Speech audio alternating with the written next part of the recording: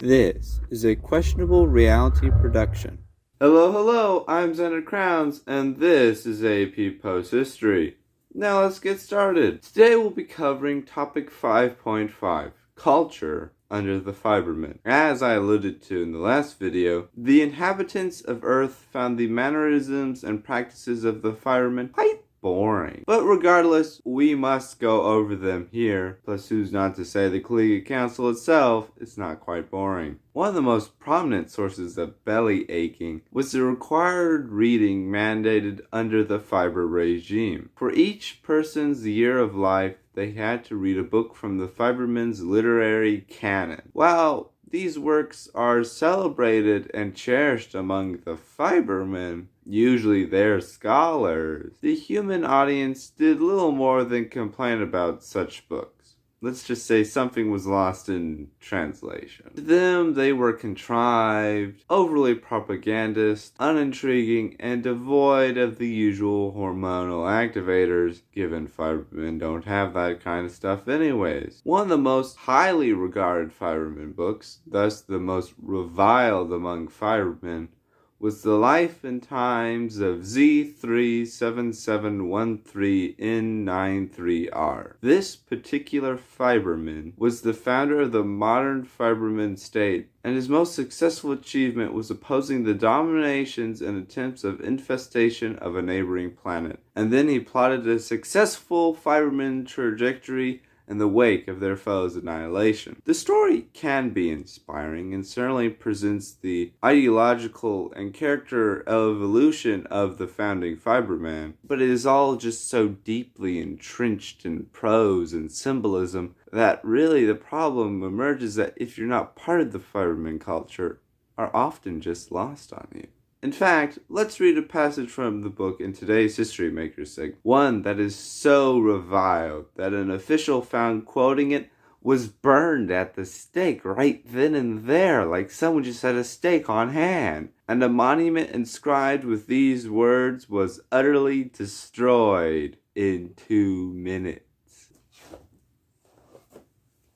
In the black assorted collection of the stars, a deep blue blotted itself, and that it marked the horizon with its presence. That blue was environmentally unfriendly and of questionable character. From it traveled a substance like a liquid made up of 1,000 unfortunate acts and manners of thought, though it, by visual observation, was likely without the capacity to do damage in the Black Sea it found itself presently suspended in. Then the blue turned black.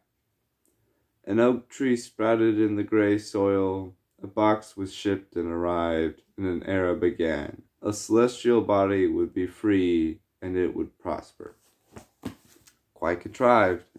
I will mercifully not mention the even more hated topic of Fiberman poetry, which will actually get your video demonetized on YouTube. Fun fact. Fiberman art was another point of great contention, as traditional and modern forms of fiber art are usually compositions of the skins of conquered species, which you can already tell is incredibly gross. And well, it was farther unsettling to humans to see art made out of human skin, along with all the other skins, of course. The human skin was particularly gross. I mean, we humans prefer art made out of juiced plant fetuses or pressure-cooked remains of animals that is then combined with pretty colors. It did not help that the Fibermen went about hiding or destroying any available aspect of human art. The Fibermen were at least merciful in letting humans keep their food, as long as it could be produced efficiently and cheaply, which you ought to know is one of the key accomplishments of the human society. The aliens, however, to a human perspective, simply acted, communicated, and organized themselves in different ways just alien to us, shockingly. They were rigidly hierarchical while at the same time bemoaning any intense forms of centralization. The Fibermen employed no body language, given their expressionless faces, and talked, as you have heard, with zero inflection. To many, they were even just unpleasant to look at, which that actually might be a bit offensive. Farther cultural divides emerged as fiber children were raised in vast institutions with no interaction with their original biological parents, which the humans were deeply afraid of being applied to them as well.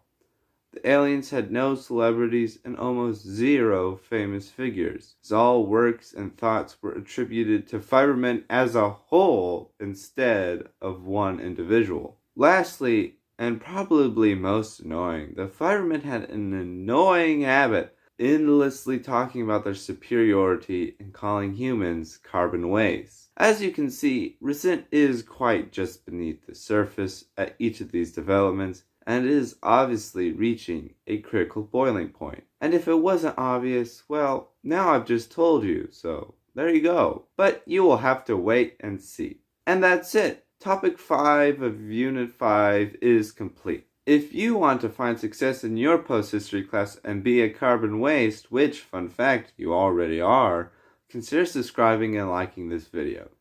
My goal is to see each and every one of you get a 92 in your class and a 7 on the exam in Quintober. Alright, Santa Crowns, checking out.